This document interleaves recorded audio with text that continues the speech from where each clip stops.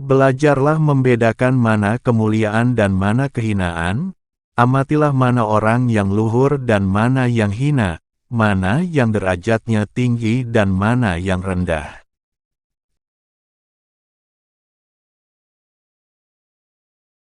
Tuhan mengajarkan kreativitas terlebih dahulu. Tuhan tidak menuntut kita untuk sukses. Tuhan hanya menyuruh kita berjuang tanpa henti. Agama diajarkan kepada manusia agar ia memiliki pengetahuan dan kesanggupan untuk menata hidup, menata diri dan alam, menata sejarah, kebudayaan, politik.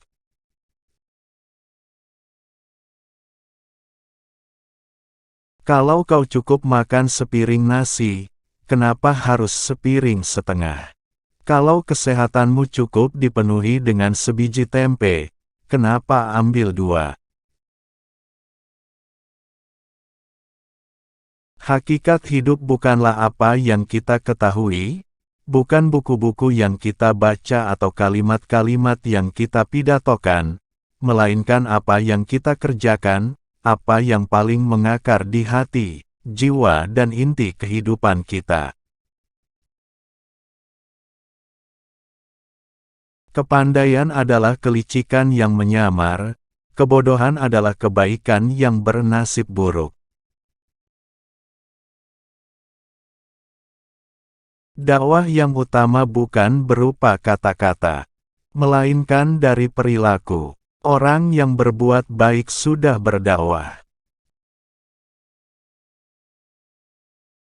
Yang lebih kalian cari bukanlah kebaikan melainkan kekayaan, yang lebih kalian buru bukanlah keluhuran melainkan kenyamanan, dan pada posisi seperti itu kalian selalu merasa lebih tinggi derajat dibanding orang kecil.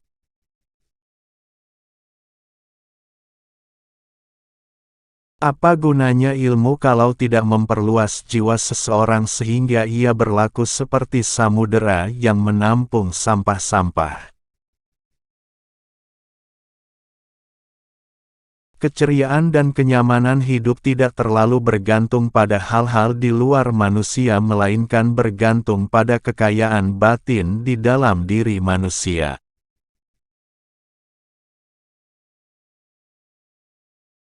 Biasanya yang paling serakah dan paling memahami teori, metode, dan praktek keserakahan adalah orang-orang pandai.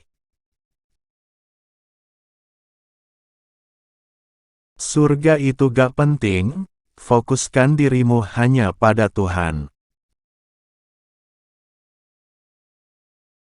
Kebanyakan manusia berjuang mengada-adakan dirinya, menonjol-nonjolkan dirinya, bahkan untuk itu mereka meniadakan makhluk selainnya. Sampai tega meniadakan Tuhannya, itulah kematian.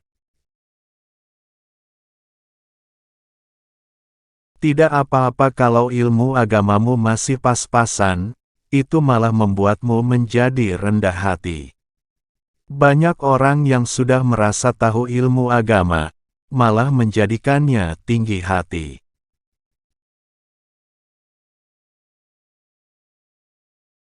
Menyepi itu penting, supaya kamu benar-benar bisa mendengar apa yang menjadi isi dari keramaian. Orang boleh salah, agar dengan demikian ia berpeluang menemukan kebenaran dengan proses autentiknya sendiri. Dunia ini masih dipimpin oleh orang yang lebih memilih kenyang meskipun dijadikan budak, daripada lapar tapi bertahan harga dirinya.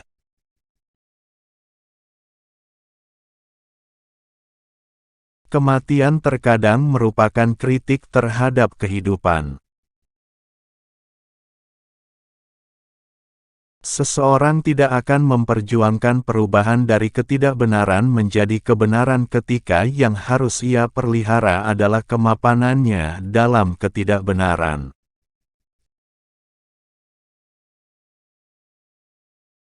Jangan mati-matian mengejar sesuatu yang tak bisa dibawa mati.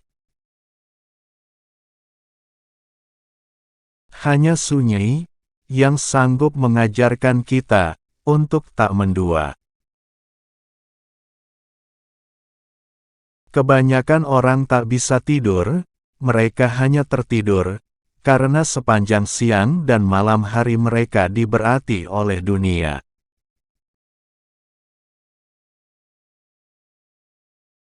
Pelajaran terpenting bagi calon pemimpin adalah kesanggupan menjadi rakyat. Barang siapa sanggup menjadi rakyat yang baik, itulah pemimpin yang baik. Maksudnya, sikap mental seorang pemimpin haruslah sikap mental kerakyatan.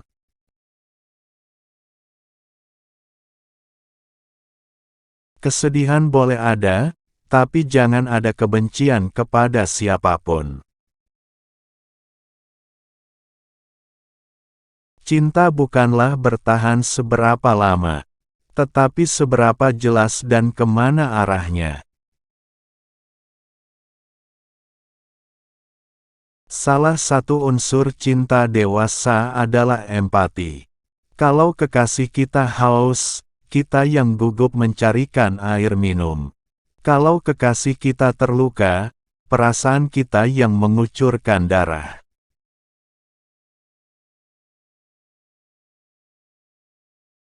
Jangan paksa orang untuk mencintaimu. Tagihlah dirimu untuk mencintai siapapun. Empati adalah salah satu unsur yang harus ada dalam menjalin hubungan, antara satu sama lain harus saling menghargai dan memahami karena pada dasarnya cinta adalah saling melengkapi. Selalu berusaha merasakan apa yang dirasakan pasangannya juga adalah salah satu wujud nyata dari cinta.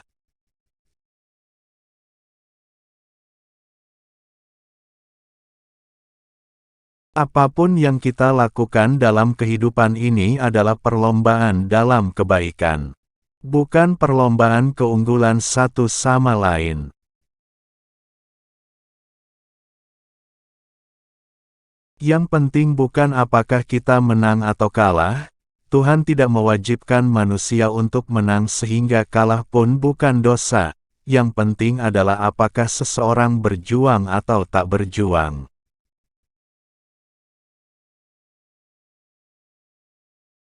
Agama itu letaknya di dapur.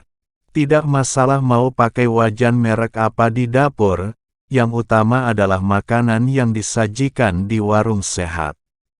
Maka ukuran keberhasilan orang beragama bukan pada salat atau umrahnya, melainkan pada perilakunya.